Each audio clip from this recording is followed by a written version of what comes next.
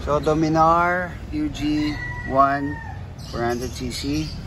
Mag-change oil ako DIY.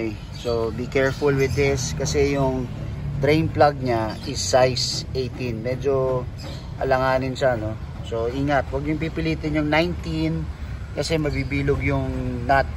Sayang naman. Nag-drain na ako dyan. Waiting na lang ako, tapos magpapalit ako ng filter. Yung filter niya nandito nakalagay. Yung filter niya genuine. NS200, KTM 390, tsaka Dominar, isa lang yung filter na ginagamit. Lulugan ko lang itong dalawang 8 na to, mapupull out na natin.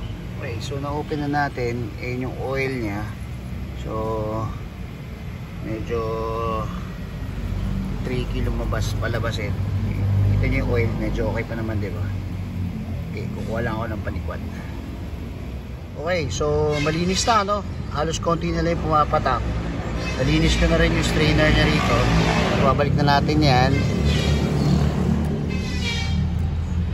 Okay, pag nabalik mo na yan, nabalik na rin natin. Okay, so pag nabalik mo na yung strainer, yan, nalinis ko na, nabalik mo na.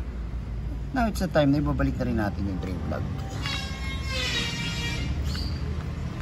Ingat ka rito, ha, pag gamit mo rito, make sure pantay kasi yan, madalas ma-thread yan dahil pinipuwersa.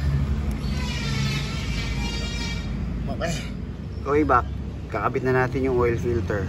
Tusok mo lang naman yan dun, tapos press mo lang ng konti para pumasok yung yan, pumasok na siya, po siya ng maayos. Babalikan natin takip. Pakita ko lang din pala yung cover ng oil filter.